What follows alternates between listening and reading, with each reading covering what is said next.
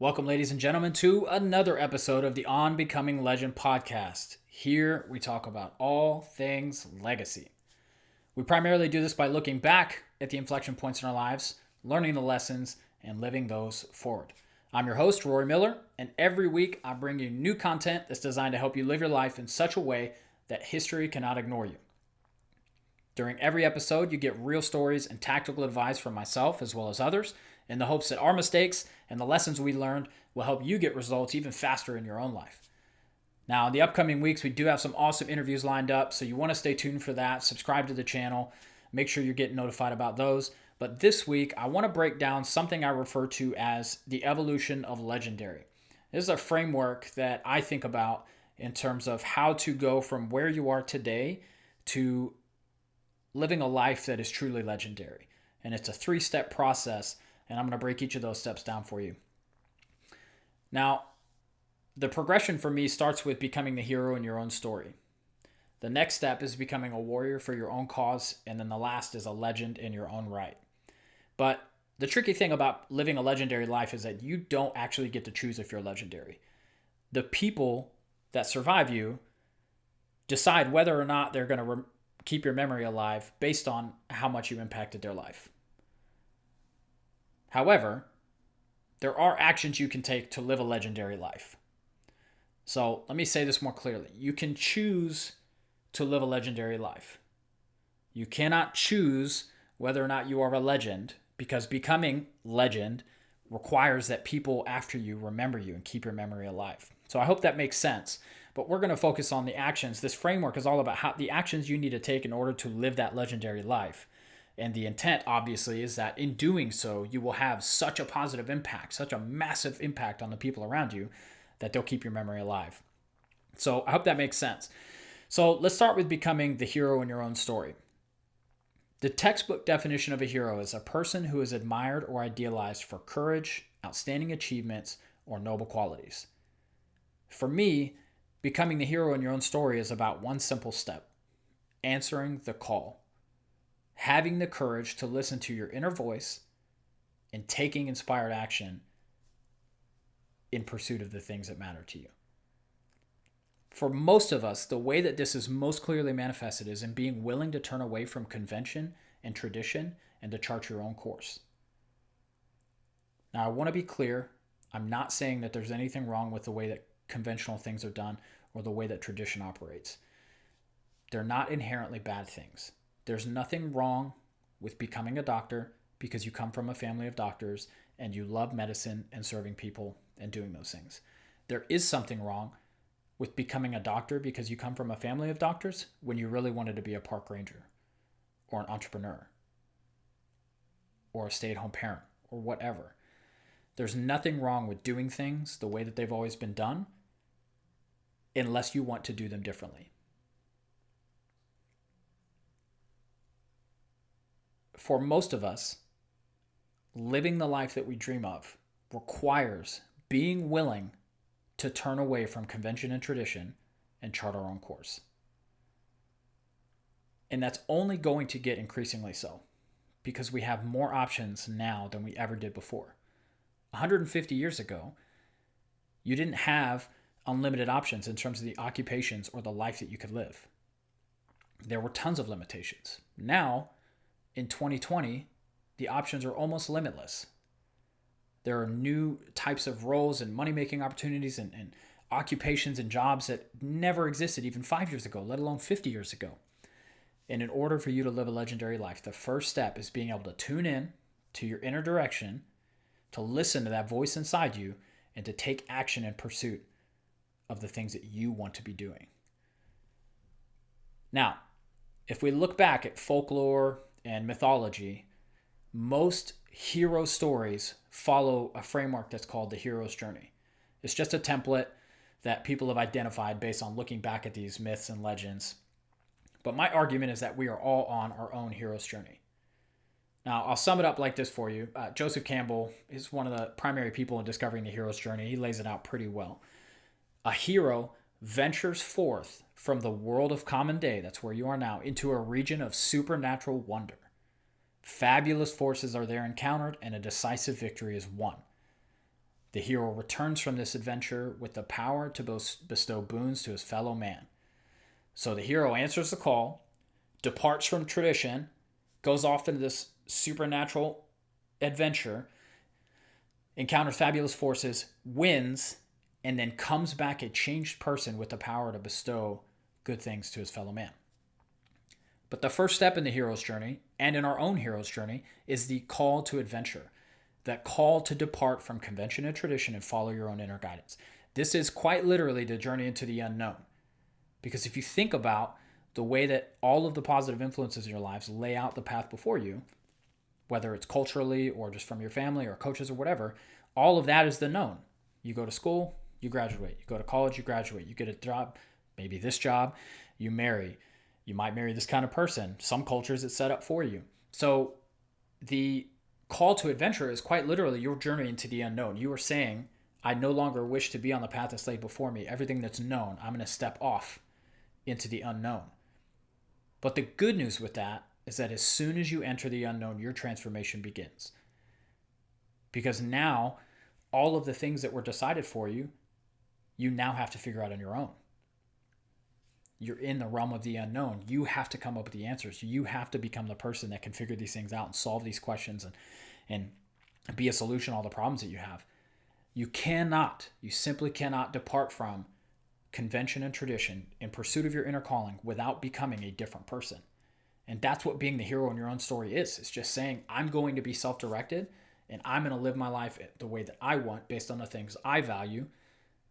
And if those are the same values as all of the people that came before you, that's fine. But the point, the focus of becoming the hero in your own story is saying, I'm going to live life on my terms based on what I decide, and I'm going to follow my own direction. Now, if you listen to the first episode, you've got a little background on my story, and you know there have been several times where I've had to depart from the quote-unquote path. I went to high school, I graduated, I went to college, and suddenly that path changed because I didn't have the money to continue. And that forced a lot of growth in me because there was no guidebook for where to go from there. I had to make decisions, I had to learn, I had to adapt, I had to come up with things. So I chose a path. And a few years later, that path changed again because I decided I no longer wanted to be on it. And so now here I am again, adapting and overcoming. And each of those lessons made me stronger, it made me smarter. I screwed up a lot of things, and arguably I learned more from the mistakes than I did from the successes. So there was no getting through any of those situations for me without being changed. And I would guarantee it's the exact same thing in your own life. And you can probably even think now about a certain challenge or a time where you've gone off on your own or listened to your own inner guidance and how impactful that was for you. So this change is really, really important though, because just as in the hero's journey where the change is what allows them to come back and bestow good things on their fellow man, it's the exact same thing for you. These changes, this divergence from the known to the unknown and becoming a different person, this becoming the hero in your own story is what allows you to show up for other people in a way that is powerful. You have to be following your own path. And when you do that, you become a certain type of person, somebody that's magnetic to be around because everybody wants, there are so many people living on this planet right now that wish they could do something differently, wish they could do this thing they've always wanted to do, and they feel trapped. And when somebody else has the courage and the power and the fortitude and the persistence to go do that thing, it's magnetic. People want to see how it happened. They're attracted to it because everybody has that inner calling. So when you start listening to your inner calling, you become the hero in your own story. That is the first step in a massive, massive transformation for you. But while being changed is excellent, and it obviously puts you in a great position to have impact, it's not the end of the road. Being changed isn't enough. There's still work that needs to be done in order to truly live a legendary life, and that's what brings us to the next part of the evolution. But before I get to that, I just want to pause for a second, and I want you to identify your own call to adventure. What is something that you feel called to or destined for that you haven't allowed yourself to say yes to? What is something that you feel called to or destined for that you haven't allowed yourself to say yes to? Now, for a moment, just forget any notion about it making sense or being logical. These are not answers that come from your head. These are answers that come from your heart and from your gut. I just want you to sit with that for a while. But here, these are the seeds of a massive, massive transformation for you. Now, the next part in the evolution is becoming a warrior for your own cause.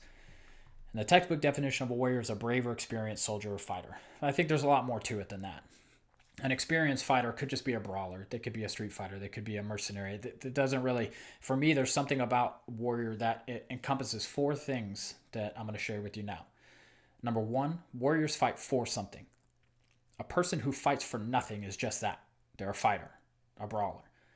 All warriors are fighting for something. Number 2, warriors fight against something. There is an opponent or an enemy. There's something to fight against. Number 3, warriors honor a code.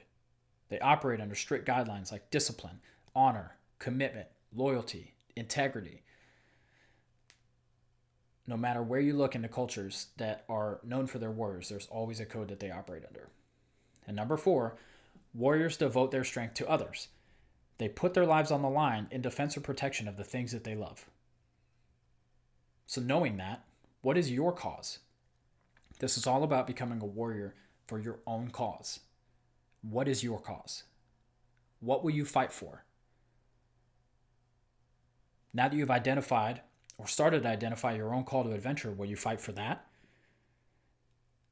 Will you fight for the life you dream of instead of staying in the life that was destined for you or laid out for you by others and being dissatisfied and unhappy?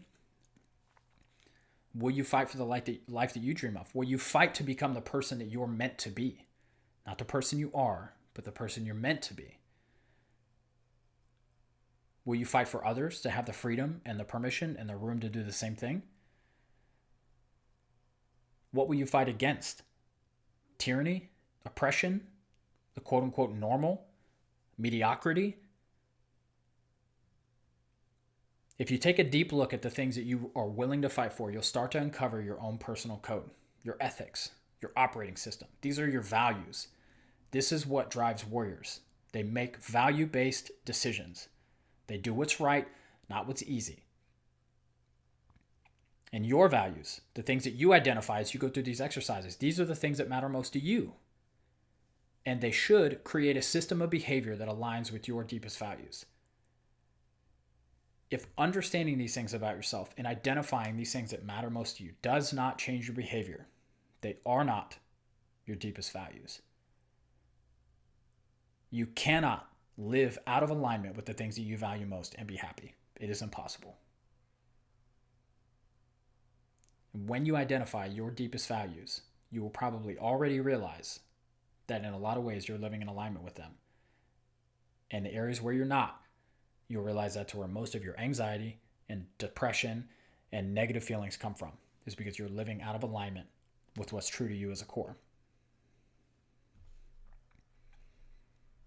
Now, I'd love to tell you that it's as easy as just making a decision and that's it, but becoming a warrior for your own cause means fighting the daily battles to live life on your own terms and not being a victim to all of the distractions that would pull you off course. Make no mistake about it. When you decide to become a warrior for your own cause, this is a commitment, and you have to recommit every single day. And there are 2 primary influences that are going to try to pull you off course. One is just distractions. It's your iPhone, it's your computer, it's your email. We live in the most incredible time in the history of mankind. However, it is easier than ever to be distracted and to avoid doing the things you're supposed to do. You could wake up and be awake for 24 full hours that if you wanted to, you could have a device in front of your face at all times and accomplish nothing. You could spend 24 hours scrolling Facebook, checking Twitter, reading email, binging on Netflix, have been awake all that time and accomplished absolutely nothing. And if you want to be the hero in your own story and a warrior for your own cause, you have to find a way to be disciplined about fighting those distractions. The other influence is going to be the people that knew the quote-unquote old you. As you make the decision to shift from your current path into the new path that most aligns with who you really are, there are going to be people that, for better or for worse, malicious or not, want you to stay on your current path. Now, there are a lot of reasons that might happen. For some people, it's fear.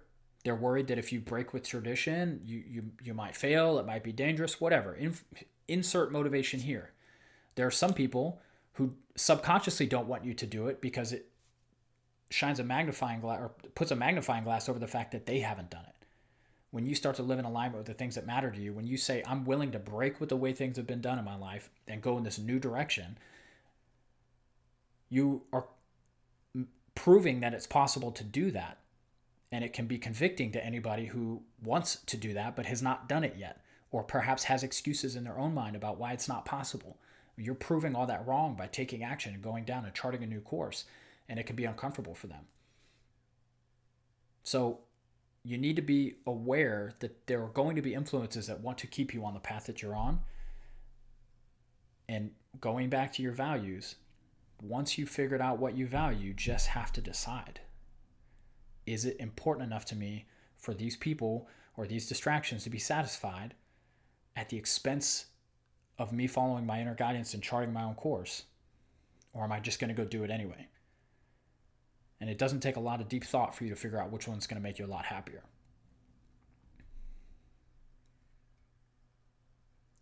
The last part of becoming a warrior for your own cause is devoting your strength to others. Now, when I say strength here, I'm going to define this for you.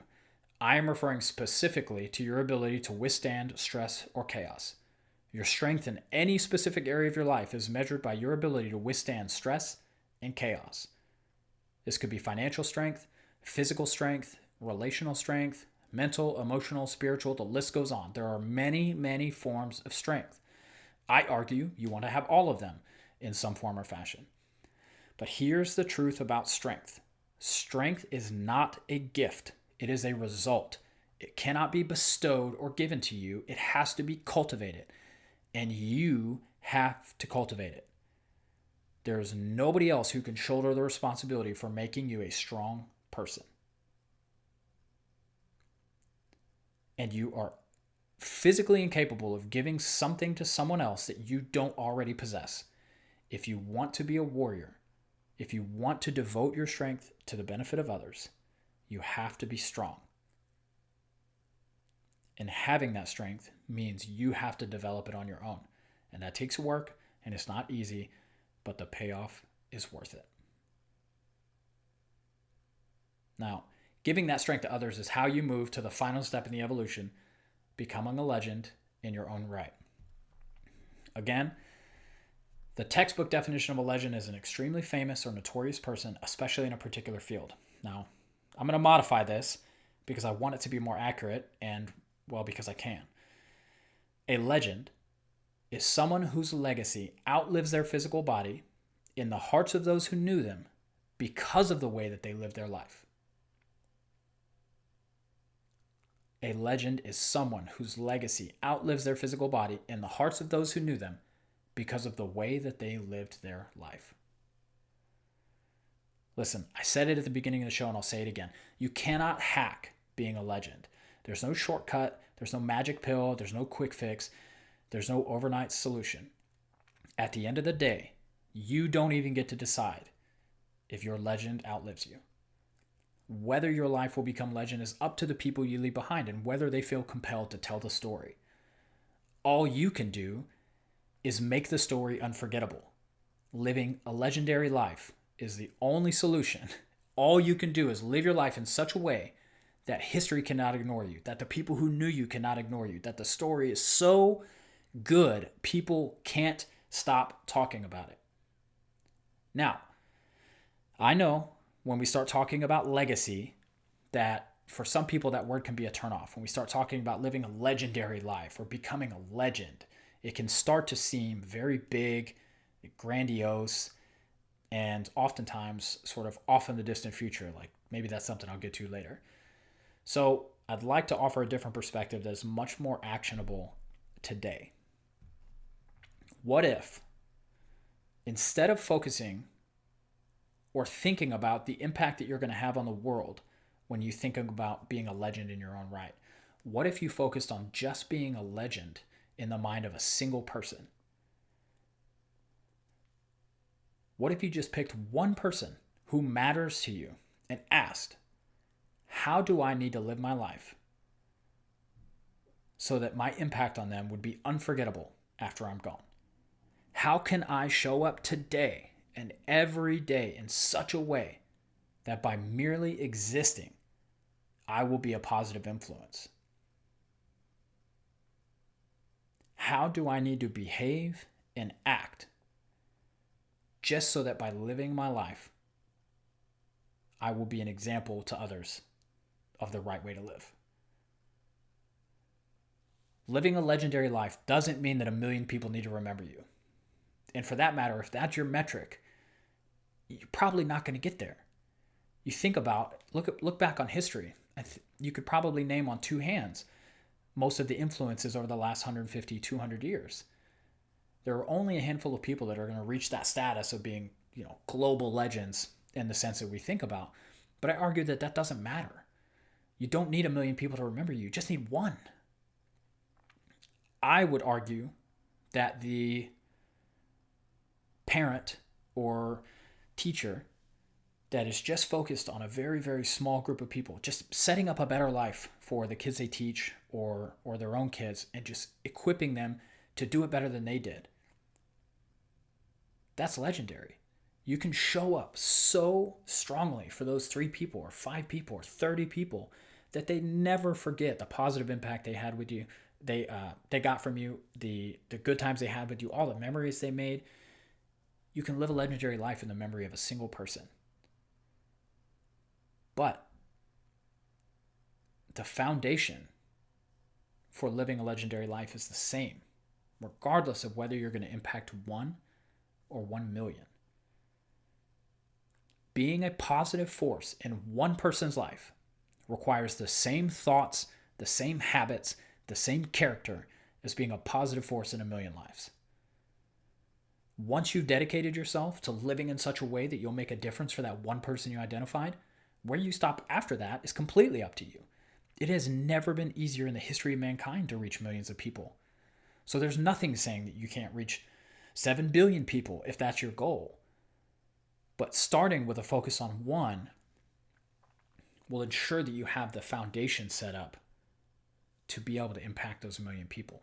And listen, we are all on this journey of life together. We don't need more doctors and more lawyers and more construction workers and more people who are doing the things they feel like they should do at the expense of the things that really make them come alive. What we need is more people answering their own call to adventure, fighting for the things that matter most to them, the things that they love, and living legendary lives.